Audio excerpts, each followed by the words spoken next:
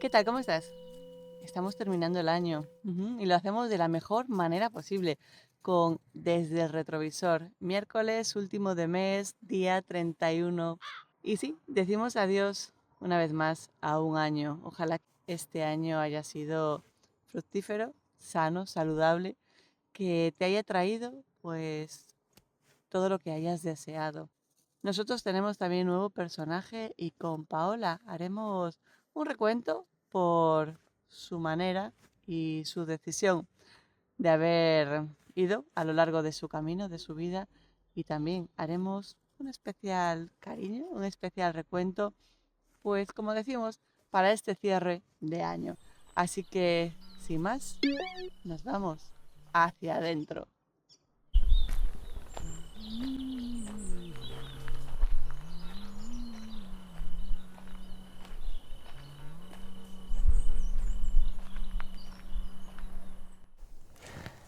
Paola, ya ves que las tecnologías a veces nos fallan a todos.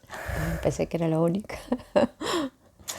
No, pero por lo menos el tiempo hoy nos va acompañando. Hoy nos acompaña. Es un día espectacular. Eso sí, decidimos estar así un poquito en casa porque calor, calor en este mes de diciembre No, no hace. no tenemos un clima caribeño.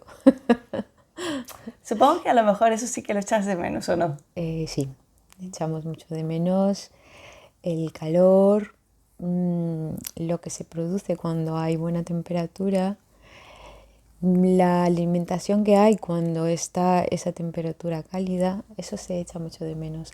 Que me encanta un cocido también, que un potaje, me encanta, pero esa alimentación y esos sabores como tan que tienen tanta, que te aportan como tanta textura y te hacen ese segregar esa saliva de gusto, eso sí que lo echo de menos, lo echo mucho de menos.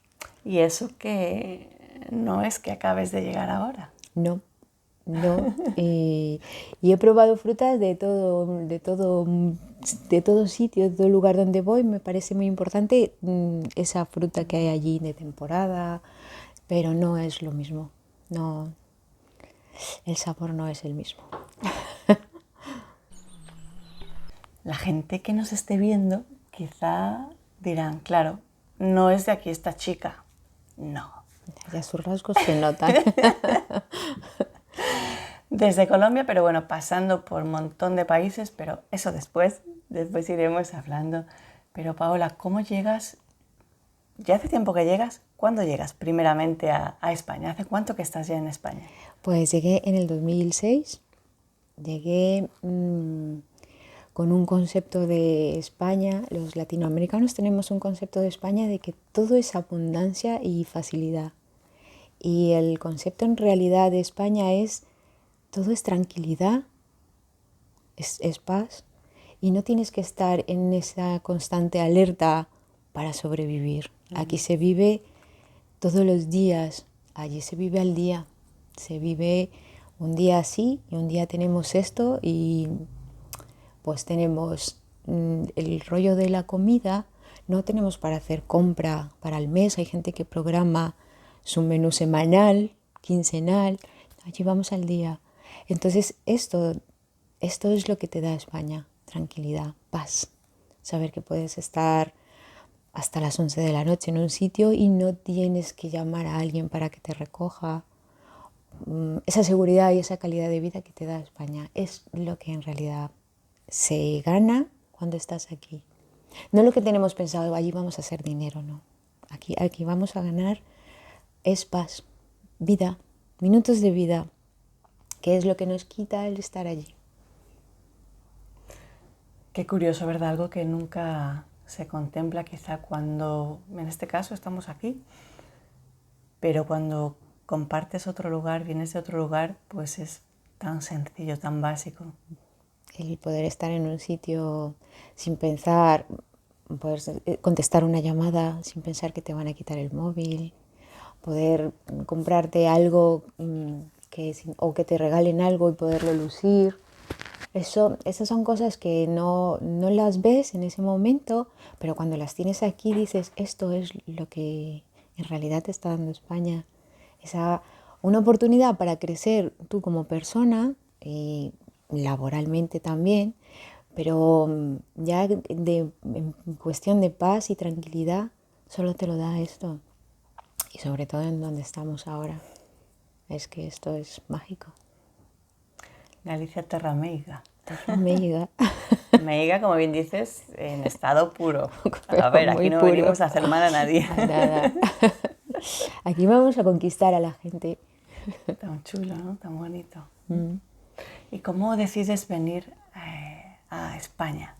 Bueno, nosotros estando toda mi familia en Colombia, mi madre decidió, porque al final pues como que mi familia es muy matriarcado, entonces somos unas mujeres muy guerreras, porque ya solo el hecho de una mujer con hijos marchar a otro país está como muy etiquetado, ha abandonado sus hijos o a ver si vuelve, que anteriormente nos comunicábamos pues con una llamada al mes o una llamada, ya era mucho, puede ser cartas, pero no había un WhatsApp, una red social para publicar tu día a día. Entonces ya mi madre, saliendo del entorno en el que estaba, porque al final necesitamos esa salida económica y esa tranquilidad. Entonces decidió marchar ella y se fue llevando poco a poco a mis hermanos. Nosotros estudiamos enfermería allí y veíamos que podíamos aportar algo en nuestro país, vacunando, en partos, en todas las salas que rotábamos. Pero en realidad para salir de casa y llegar a nuestro trabajo era pues como una odisea. Era a ver si el autobús te para, a ver si no asaltan el autobús, a ver si en la parada del autobús no nos pasa algo. No hay BlaBlaCar allí. Ahora lo harás, pero en ese momento no hay BlaBlaCar. Claro. No hay rutas de autobuses seguras. Es que tú estás en constante peligro todo el tiempo. Entonces, los horarios son los que hay, ¿no? Hay turnos de mañana y de noche. Los turnos de noche tienes miedo. Entonces esa poca libertad que teníamos, que antes era como muy normal, que cada vez se nos fue quitando poco a poco, pues porque al final es un país muy bonito, pero con mucha violencia. Claro. Entonces ya hay violencia en nuestros propios vecinos, la gente que conoces, igual el hijo ya se ha ido por otro lado, entonces tienes miedo constantemente. Y esa fue la mayor parte, o sea, no fue la única razón de venir. No porque tuviéramos que hacer dinero, porque la gente, bueno, ese es el concepto que hay, ¿no? Venir a España o a Estados Unidos a cumplir el sueño americano o el sueño español. Pero no, en realidad el venir aquí es reiniciar y empezar desde nuevo. Y ese fue pues como nuestra huida. Hemos huido del conflicto, de la violencia, para darnos una calidad de vida mejor y darle una calidad de vida mejor a los pequeños que vienen detrás.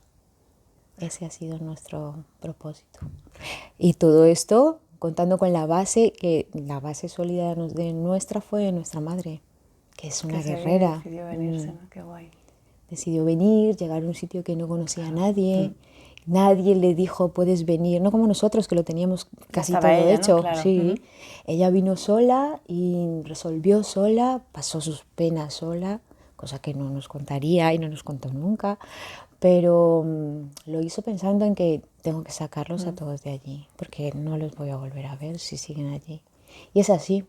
¿Y a dónde llegó ella, Paula? Ella llegó a Madrid. Ella llegó a Madrid y conoció una señora, empezó a trabajar en una casa en Madrid. Y bueno, Madrid todavía se lleva lo de tener una persona en el hogar que te acompaña. Más que todo ella era su compañía, tenían una cocinera aparte, que también era de otro país, pero mi madre era la compañía que tenía ella para salir a hacer compras, para ir a un lado, para ir al otro, para ir de vacaciones. Y ahí de esa manera fue que mi madre conoció a Laredo. que es donde compramos allí un piso, y conocí esa zona que es el norte de Cantabria, que es súper bonito, y ahí es donde empezamos a llegar todos, donde mi madre dijo, bueno, mis hijos pueden llegar aquí, y aquí van a estar bien en vez de llegar a Madrid. Vale, Que, llegasteis arriba. Sí, nos fuimos al norte, y por eso estamos enamorados del norte. ¿Y cómo era el cambio, aparte de esa, obviamente, la tranquilidad con diferencia a Cali? ¿Cómo era para vosotros lo que es el clima? Porque, a ver, no solo la cultura, que obviamente también, ¿no? Pero el norte, además. El norte, a ver, era como, nos impresionaba mucho, sobre todo la playa, o sea, el mar, era el olor a salitre, el olor a los marineros cuando venían a la lonja con el pescado, poder ir allí, comprar. Claro, nosotros en esta zona donde vivíamos no teníamos costa. Para ir a la costa tenías que tener mucho dinero, Vale. que tenemos costa allí Sí, en Colombia, pero para ir a la costa tiene que ser pues como un viaje de vacaciones, pero con dinero. Pero no cualquiera, ¿no? Claro. Pero no todos podíamos hacerlo. Claro. Entonces llegar aquí y ver el mar, es que era súper... Ver un barco en el mar, así abierto, estando allí, pues pescando, nos parecía, podíamos estar horas allí sentados, da igual que estuviera el clima que estuviera. Luego con el tiempo sí que empezamos a ver lo de las estaciones, que nos sorprendió muchísimo, porque allí no tenemos temporada de lluvias, que son 4 gotas, y luego tenemos temporadas de siempre calor, una temperatura que a veces puede ser un poco insoportable, pero bueno, estamos acostumbrados a eso. Y entonces aquí el tema de las estaciones nos hace, lo percibimos nosotros como que pasa el tiempo más rápido, porque allí es como todo más constante, y aquí el tiempo de, bueno, ahora estamos en primavera, pero luego verano, pero de verano luego viene el otoño, y luego, bueno, esto es increíble, lo de las estaciones, que te dé unos meses de pues de frío, unos meses de calor, unos meses de floración total. Lo de las plantas es total, porque ahí es cuando sí que nosotros nos sentimos más cómodos, en la primavera, en el verano. Es como nuestra zona que nos recuerda, nos traslada un poco allí. Bueno, y más a ti. Yo tengo que decir que algo sé por ahí atrás, que de plantas sabes mucho con la abuela.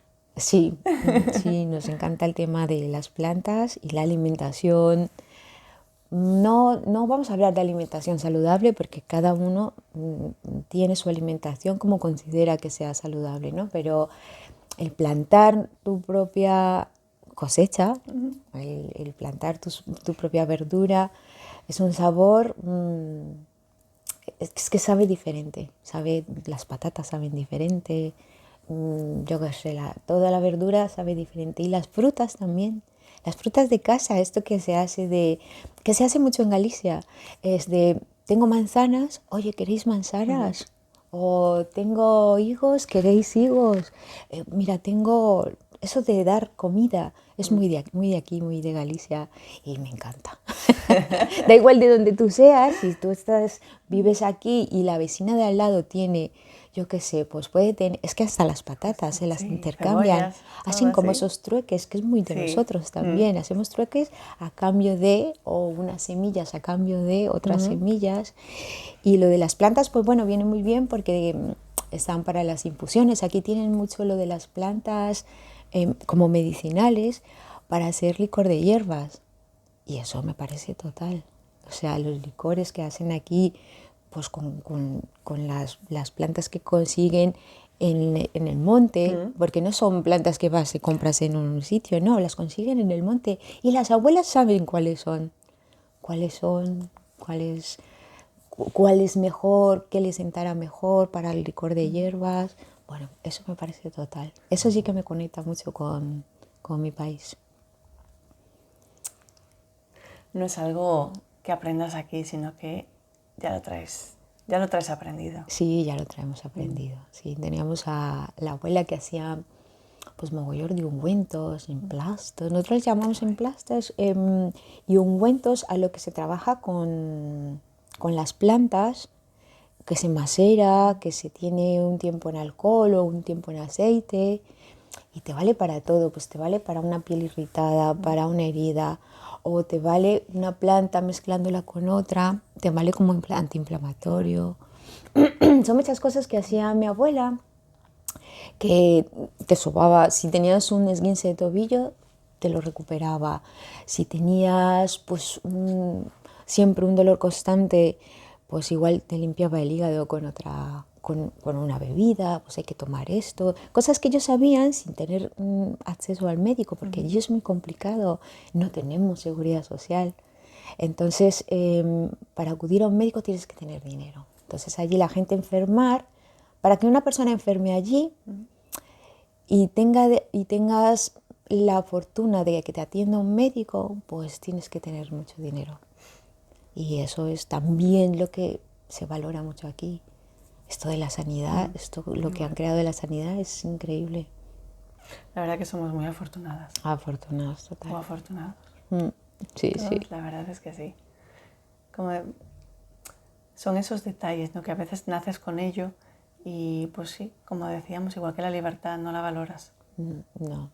Aunque a veces es cierto que también depende de la ciudad o el lugar donde vivas, puedas tener más o menos libertad, pero no sigue siendo diferente. No, es totalmente diferente. La libertad que tienes aquí, o sea, por ejemplo, que en la zona donde estamos ahora, que tu niño vaya al cole caminando, eso es inviable allí. Que vaya y vuelva, o que quede con su pandi del cole, eso es libre, que queden en su pandi del cole y que puedan ir en bicis sin que los roben, sin que se las quiten, sin que le quiten los tenis. Que eso ya era, vamos, esto de llegar descalzos a casa era muy normal en nosotros. Mis hermanos los chicos, más de uno llegó descalzo a casa, una y otra vez. Entonces, eso sí que es triste llegar así. Y aquí esto, bueno, es que te lo cambia todo, Paula, decías que, perdón, que veníais buscando esa libertad de estar después de Colombia, además de aquella época que, vamos, era súper complicado vivir allí. Sí. Y venís y decidís, además, algo que nadie o poca gente también se plantearía, que es formar parte del ejército español, ¿no? Sí. ¿Cómo diste el paso? Porque como hombre seguramente sería quizá más sencillo, pero como mujer, ¿verías preparada o moralmente, mentalmente? ¿Cómo das ese paso? Que va preparada para nada, imagínate, una enfermera que ha estado en un hospital, que tiene el pelo largo, que tiene las uñas largas, no por la profesión que tengas, pues porque tú eres así. Entonces era como, no pegas nada. Y en realidad no pegaba nada, pero luego resulta que era como la forma que teníamos de tener una estabilidad laboral. Y esa estabilidad laboral en España es súper importante. Bueno, en España y en todo lado. Pero aquí tenerla, un contrato fijo, poder iniciar tu proceso de nacionalidad por medio de tu trabajo, es importante, porque la nacionalidad es ahora tarda muy poco para la gente, ¿no? Pero en los años que nosotros vinimos, tú metes la documentación en el consulado de Colombia, que claro, son también tus compatriotas, pero te ponen mil trabas para esto, te hablan mal y con eso y detrás tiene que ir, lo más importante es un contrato de trabajo, que quien te lo da, el ejército español. Y está muy bien, al final tú vas como que piensas que estás en un trabajo, pero en realidad estás ejerciendo una profesión muy bonita. Te forman para estar allí, puedes hacer estudios varios, te puedes sacar los carnets de diferentes vehículos, de autobús, de camión, de lo que sea. O sea, es una pasada. Tienes la oportunidad de crecer. Y cuando yo entré, igual ya había abierto la brecha esta de la mujer en el ejército, porque cuando yo entré tenía las mismas condiciones que los chicos. Y eso fue algunas mentes más cerradas que otras, algunos jefes más más a la antigua que Claro, otros, es normal. pero bueno, teníamos muy buenas condiciones. Mm. Y bueno, con los años de estar allí, porque claro, te hacen contratos. Primero te hacen un contrato de 3 años, luego te lo renuevan Vale. otros Ajá. 3, pero claro, depende de cómo va tu trayecto. Si la lías mucho, si faltas, si te... Bueno, mil Claro. cosas. Que si estás de baja, Vale. si bajas, que hay gente que, por ejemplo, como en cualquier trabajo, Igual. entras y te haces fijo, pues me voy para casa, que estoy Ya, malo. claro. Y entonces pues, suele pasar mucho. Y entonces nada, luego ya te hacen un contrato de larga duración por hasta los 45 años. Vale. Y entonces tú firmas ese contrato de larga duración si quieres o si no, pues te marchas. Ujú. Y tú decides ya con tu nacionalidad si te quieres marchar o seguir en el ejército. Y bueno, muchos decidimos quedarnos, la mayoría nos quedamos. Bueno, hay mucha gente que asciende, que pasa a la Guardia Civil, pasa a la policía local, pero bueno, hay gente que decidimos quedarnos y bien, está bien, es algo diferente, es un trabajo en el que no producimos, no se ve producción, pero estamos cuando lo necesitan. Por ejemplo, la UME en los incendios, por ejemplo, cuando fue Filomena en Madrid, cuando fue el COVID, estuvimos muy ahí. Y al final es un trabajo social que te llena en esos momentos. Claro, no todas las veces estamos como en activo, pero en esos momentos sí que es bonito. Es bonito porque estás dando un servicio, estás dando tú un servicio en el cual te has formado todos los días. Te has formado físicamente porque, bueno, tenemos unas pruebas físicas, todos los días tenemos nuestro tiempo de deporte y luego, bueno, te formas para muchas cosas. Hay cocineros, te formas para cocineros, te formas para administrativos, te formas para telecomunicaciones, para los de zapadores que son ingenieros, se forman pues para poder ayudar a hacer puentes, para... Entonces es algo bonito, es una institución bonita. Además, estuviste un montón de años también, ¿no? Sí, estuve un montón de años y me gustó desde el principio hasta el final, sí. No sé, ¿qué a lo mejor que te gustaría, o de tu época, qué resaltarías de tu proceso en sí? Que de mi proceso ejército. en el ejército resaltaría que la calidad humana con la que se desempeñaron muchas misiones, por ejemplo, misiones internacionales, el propósito de dar ayuda, de ir como ayuda humanitaria, ese es un propósito bonito. No, no de nosotros no somos guerra, Claro. nosotros no pertenecemos a ese grupo de ay, vamos allí a no, vamos allí a ayudar, a aportar lo poco que se puede aportar en el país que sea. Entonces eso es lo que me parece bonito, es el proceso y es a lo que estamos. Bueno, y algo que tú también continúas, porque ahora que estás ya, claro, digamos, institucionalizada al quieto, vamos, en Pontevedra, pero también sigues de voluntaria. Sí, sigo haciendo voluntariado. Estuve estudiando discapacidad, conocí una profe increíble, que ahora somos súper amigas. Era una profe así como muy, muy gallega, de estas que se ponen ¿Vale? la bata y son como superhéroes. Pues ella es así. Ella es muy gallega, muy, muy de la como de los valores, de recordar que estamos aquí. Entonces, esa persona, como que cuando conoces a esa gente así, que te aporta tanto y que tiene tanta vida, pues te va llevando y te arrastra esas cosas y te enseña y te abre ojos en donde tú no pondrías, ¿sabes? No enfocarías allí. Pero sí, esta persona pues me enseñó este mundo y me encanta, me encanta. Y hago voluntariados en discapacidad, que es una gente increíble. Yo los llamo los peques, pero no son peques. Los peques te dan una base de humildad y te recuerdan que no somos nada en este mundo y que, bueno, que sus cabezas asisten muy perdidas en el autismo o en daño cerebral, te devuelven a la vida, te perciben cómo estás sin hablar, con esas miradas o esas sonrisas que parece que no están, pero están ahí y lo ven todo. Sí, es muy bonito. ¿Cuánto aporta, ¿no? Cada Sí, y cuánto nos cada enseña. persona por eso, efectivamente? Porque a veces nos creemos con la parte de ir de, ya no por docentes, sino como mayores o como aquí voy yo con toda mi esencia, y al final lo que haces es aprender tú Sí, sí, de claro. ellos.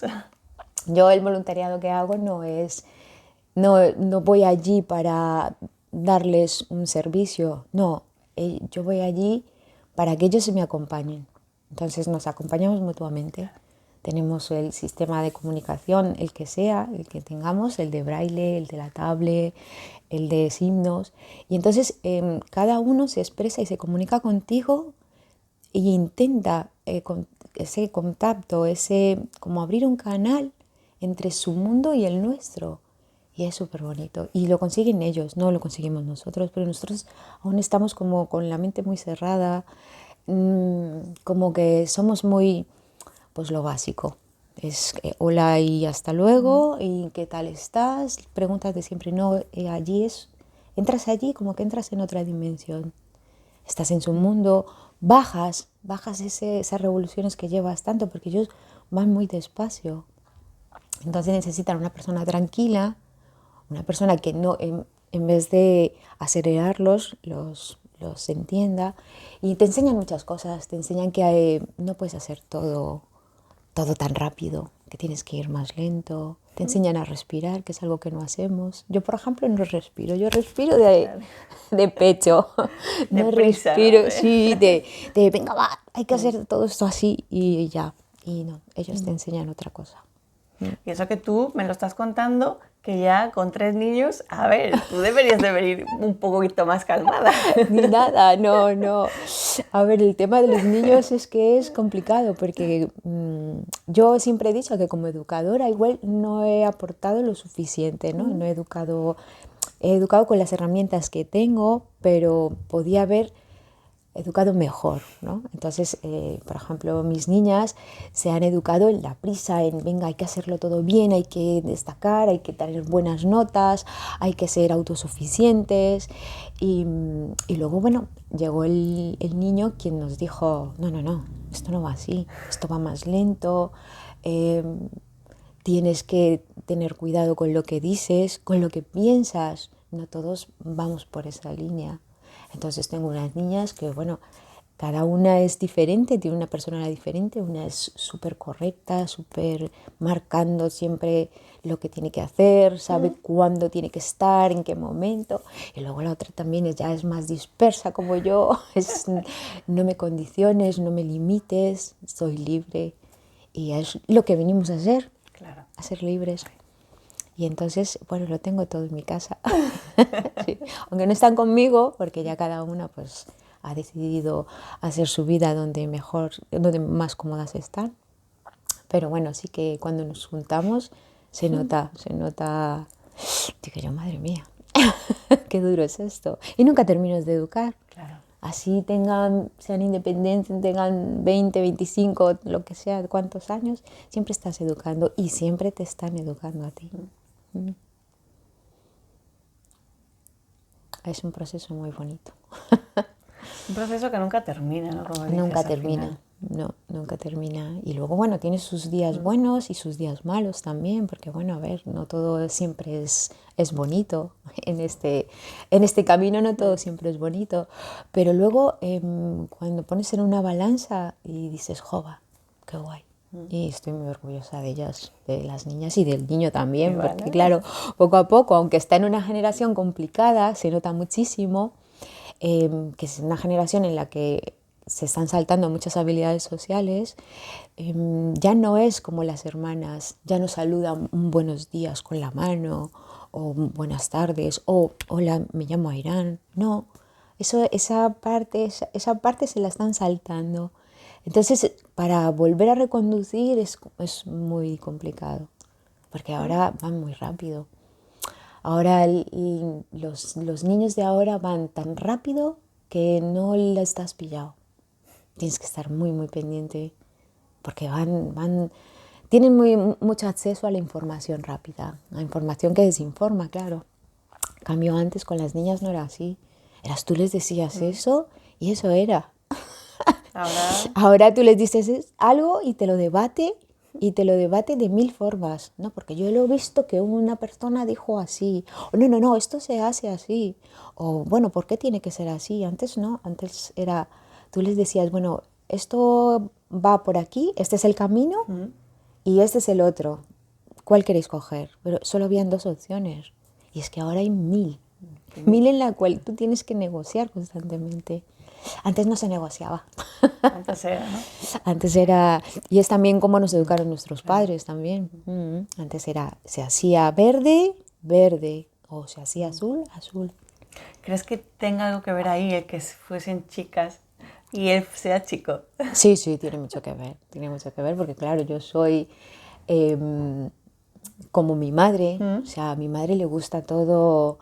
Al final parece que no, tú quieres no educar como te educaron a ti, pero al final seguimos patrones y por más que queríamos darle la vuelta, eso está ahí, tienes que trabajar muchísimo contigo misma para poder cambiar esa forma de educar.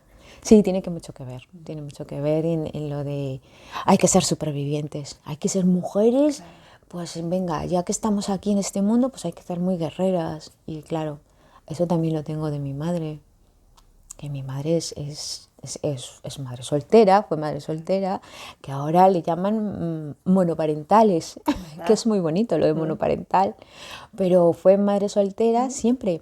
Y entonces es como, a ver, vamos chicos, vamos para adelante porque yo decido ir para adelante. Entonces, nosotros con ella. Qué valor, ¿verdad? Sí. Ahora pues igual tú tienes una separación, una ruptura, pero siempre está esa figura paterna ahí, entonces hay lo de las custodias compartidas, está todo esto como más estructurado. Pero en el momento que fue el de mi madre no había eso. Los hombres son libres porque allí, claro, hay mucho machismo. Claro, venimos también, ¿no? Sí. Exacto, Y allí te toca supervivir. Y las madres siempre serán con los niños. O sea, los hijos siempre serán para las madres. Los padres, pues ya vendrán. Si vienen.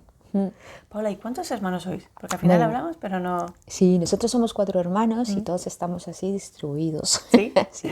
Tengo un hermano en La Rioja, que también militar. Tengo un hermano en Madrid, que también es militar, es el más pequeño, es el que más juguillas es el que es paraca, el que guay, ahora es suboficial. Y tengo una hermana en Pamplona, que bueno, le encanta este sitio, le encanta, bueno, está destinada en Huesca, pero vive en Pamplona. Y le gusta todo esto, le gusta la libertad que tiene allí también, que se va al monte, que se va, que esto de ser libre es tremendo, sí. Y bueno, y yo aquí, en esta costa gallega, que es impresionante. Pues sí. ¿Por qué decides, pues ya, salirte de alguna manera del ejército? Bueno, primero empezó porque cuando yo entré en el ejército fui destinada a Vitoria. Y en Vitoria, bueno, es una ciudad impresionante. Todo lo que es el País Vasco tiene una infraestructura y una ciudad muy cuidada, pues es que el País Vasco tiene todo industria, todo se quedó allí, entonces se nota en el poder de esa ciudad, ¿no? Entonces fui destinada allí y por casualidades de la vida como que disolvieron la unidad y nos mandaron forzosos a Burgos. Y en Burgos, yo viviendo en Laredo, hacía ruta hacia Vitoria. Entonces teníamos así, pues en un coche, 5 personas, cada uno llevaba un día el coche y hacíamos ruta. Pero al pasarnos a Burgos fue un poco locura porque eran de Laredo a Burgos, eran 250 kilómetros y los teníamos que hacer todos los días. Y si hacía mal tiempo, los hacíamos. Si nevaba, los hacíamos igual. Era ida y vuelta, o a veces cuando salíamos de trabajar a las 2:30, la vuelta era impracticable porque había nevado. Entonces teníamos que esperar en la carretera hasta que pudiera pasar la máquina. 1000 cosas pasaron. Entonces ya de ahí decidimos volver a Galicia, que bueno, aquí está el trabajo a 10 minutos, es un pueblo pequeño, Pontevedra es un Claro. pueblo pequeño al final, te da todos los beneficios, tienes colegio cerca, tienes el trabajo, tienes la tienda, tienes el súper, todo muy cerca, no dependes de un coche para todo. Pero ¿qué pasa? Que para ascender en esta profesión tienes que buscarte unas plazas y entonces si no tienes aquí sitio, tienes que marchar y es volver a hacer ruta, marchar a Madrid, porque lo más cerca que tienes es Madrid. Madrid, el sur, que casi nadie quiere marchar, porque los gallegos son muy de su tierra, muy de no salir de aquí. Aparte que cuando ya se nota, cuando están fuera le echan muchísimo de menos La esto. morriña. La morriña, sí. Entonces nada, decidimos, bueno, dije, no, vale, pues cumplo mi periodo aquí, que yo creo que estamos en este mundo, pues estamos en un constante cambio y este ha sido el mío. Y bueno, ahora estoy pues fuera del ejército de tierra, pero bueno, tengo una parte de mi corazón allí, con algunos jefes que tuve que fueron increíbles, que todavía están allí, que bueno, no nos vemos lo que podríamos vernos todos los días, pero sé que estamos presentes. Y bueno, y ahora es un cambio, pero me gusta, también me gusta. No dejes de pasar por aquí, de seguir este canal. Si te gusta el contenido, dale un poquito al like, activa la campanilla, estarás al tanto de cada nuevo vídeo que se sube. Sigue este espacio, sigue este encuentro para muchísimo más. Gracias, porque contigo esta comunidad va creciendo. Paola, ¿qué hubieses sido, qué hubieses hecho si hubieses tenido otra forma, otra oportunidad? Aquí en España, dices. En general, en tu vida. En mi vida, yo creo que yo tenía que haber hecho algo como un servicio social, una ayuda más que todo hacia las mujeres. También creo que eso lo tengo de mi madre, que mi madre trabajó en un hogar infantil y estaba súper pendiente de los niños. Un hogar infantil allí es como aquí un príncipe Felipe, de niños de familias desestructuradas o niños con conflictos que tienen un comedor, que tienen una educación, pero vuelven a sus casas. Entonces, yo creo que eso, como lo viví tan cerca, creo que se me interiorizó mucho y yo haría algo así, un proyecto social para que no... Algo que igual no estoy preparada y lo puedo decir ahora que estoy aquí desde tu sofá, que es muy cómodo, pero ese sería así mi gran proyecto. Y no hablo solamente con niños, que eso sería un proyecto magnífico, también lo haría con la gente mayor que está tan olvidada, que es quien nos ha dado todo esto, quien ha luchado por muchas cosas, que hay unas abuelas que son admirables, que son las que han trabajado siempre, las que quedaron en casa, ahora están en una residencia, es la voz que se ha quedado sin voto, sin opinión, pues ahí me gustaría también un proyecto así. Eso sería importante. ¿Crees que queda trabajo por hacer en la sociedad como para con nuestros mayores? Muchísimo, muchísimo. Aparte la gente mayor, ya no solo por estos conocimientos que tienen, que la gente mayor solo hace estas cosas y te las hace con ese cariño que sabe que a ti te van a gustar. Saben también, tienen mucha cultura en plan de sus vivencias, gente que emigró también, mujeres que emigraron, hombres que emigraron aquí en Galicia, y ahora la vuelta es como, ahora vamos a morir en esta resi, porque no hay más apoyo o no se invierte en la gente mayor. Y la gente mayor es total, lo puede dar todo. Gente que, bueno, está pasando sus procesos pues, de un Alzheimer o una enfermedad degenerativa, pero es gente que aportó muchísimo en este país. Y esa sí que no volverá, esa generación no volverá. Esta generación lo dio todo, lo dio todo. Y sí que están muy abandonados. ¿Qué podrías o qué crees que le ayudaría a esas familias, a esas personas, tal vez a a reencontrarse con ellos? Pues, ¿qué le daría? Joder, sentarte con una abuela a que te cuente un poco de su historia, de sus vivencias. Por ejemplo, la bisabuela del niño vivió una parte de la dictadura, recuerda cómo su padre se tenía que esconder, recuerda el tiempo que pasaron hambre. Entonces, todas esas historias que tienen, toda esa cosa que es como fantasía, que parece que no ha pasado, pero ha pasado. Esto que estuvieron solas las mujeres trabajando, escondiendo a sus hombres con el tiempo de la dictadura, pues eso de sentarte con ellas a ganchillar, a hacer ganchillo, que es lo más fácil que hay, o a escucharlas, o a ver un álbum de fotos, es reconectar.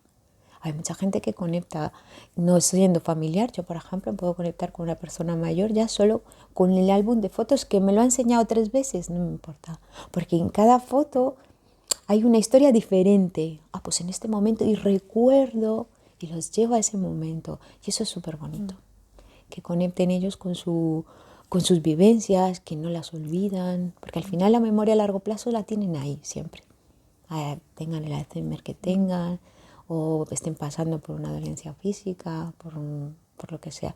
Su memoria a largo plazo siempre está y se activa con el recuerdo y se activa con el acompañamiento. Al final la gente pierde mucho su noción del tiempo porque está sola. Y la soledad es muy dura. En este tiempo de Navidad, de luz, deberíamos seguramente mirar hacia adentro, ya no por mirarnos a nosotros, sino por mirar dentro y más allá en esta sucesión de nuestros ancestros, porque no estén, pero también los que están, Los que quedan. Que los estamos dejando. Los estamos aislando. Los estamos aislando porque molestan. Molesta porque igual no va al ritmo tuyo. Si vas con ellos a dar un paseo, tus pasos tienen que ser más cortos. Y entonces no es que tus pasos sean más cortos, es que su ritmo es más lento. Por ejemplo, el tema de salir a comer con los abuelos. Es que salir con los abuelos, que todo les parece, esto está... Porque los abuelos tienen eso de que ya no tienen filtro. Ni las abuelos, digo abuelas también, no tienen filtro. Entonces, esto les parece soso, o esto les parece salado, o esto no les sabe. No me sabe, ¿sabes? Tienen esa contestación, esto no me sabe, o esto no me gusta. Son como los niños. Si a los niños no les gusta algo, lo dicen. Entonces, hay que saber entender que cuando llevas a una persona mayor a casa, con los años sus papilas gustativas pierden los sentidos, pierden el sentido del gusto, de la parte del salado, donde sienten la sal, donde perciben los sabores. Pues no, ellos necesitan, si está a su punto, ellos necesitan más salado. Entonces no es que incordien, no es que sean personas molestas, es que han pasado muchos años y sus células se han deteriorado. Y entonces van a otro ritmo y hay que entenderlo. Hay que entenderlo porque para allí vamos todos. Es el final de todos. Vamos a ser esas personas molestas que molestan cuando están en la mesa, pero no es una molestia, es como ellos lo sienten. Y hay que acompañarlo. ¿Y está salado? ¿O está soso? Pues un poco más de sal. No les va a hacer daño. La sal no les hace daño. Que ya tenemos esos mitos de la tensión alta y todo eso. Parece que ya no vivimos, ¿no? No, claro, es que estamos... No, pero es que está tomando la pastilla de la atención, tiene que no comer sal. Eso es mentira. La sal es importante. Sí. Comer bien, comer a gusto es importante. Sobre todo lo que dices, comer a gusto. Comer a gusto, es que de así verdad. sea algo procesado, que no sé, saludable no es tanto, pero que estés a gusto. Que esté a gusto. Eso es lo importante. Que tú sientas los sabores, sí. Es a gusto. Y es lo que pasa con ellos. Y supongo un poco también, ¿no? Como decías, cuando uno es mayor, sí, se vuelve a ser niño. ¿Qué pasa? Que a los niños les das un teléfono, una maquinita, y los pones a jugar y dicen, no molestes. a quien le grita, ¿no? A una persona mayor también hay quien le grita, cierto es, pero no le das la maquinita, no le das eso, es como que siguen molestando, ¿no? Sigue molestando, es una persona. Pues igual también molesta el que tenga una pérdida, tenga una incontinencia, pérdida, molesta que esté en este sofá, molesta que ellos no quieran llegar al tema del pañal, que eso es un tema que, bueno, es incómodo. Pero es incómodo para ellos, ¿no? Es incómodo para ellos, no, claro, claro. es para ellos. que sí. Es como me estás cortando una libertad ya condicionándome a ponerme algo. Y es un proceso muy difícil de entender, que al final ellos lo terminan asimilando, pero a su ritmo, con su tiempo. Para todo hay un tiempo. Es como cuando tú haces un cambio en tu cuerpo, en tu aspecto físico, cortar el pelo. Cortar el pelo para mí es una cosa que es como tiene su proceso. Entonces, si yo decido cortar el pelo, pues yo que lo tengo muy largo, lo decido cortar corto, tengo que tener un proceso ahí de aceptarlo, pues igual lo peino así, igual, pues es como algo tan básico que parece básico, pero no lo es. Y para ellos también es así. Pasar de ser independientes a depender es horrible. Ya nos pasa a nosotros. Tal vez estos días tienes muchas tareas que hacer, así que seguimos con Paola, pero sí lo vamos a repartir en 2 encuentros para que prestes atención a todo lo que nos cuenta. Muy normal, sí. Y allí era como, ¿y estos raritos de dónde son?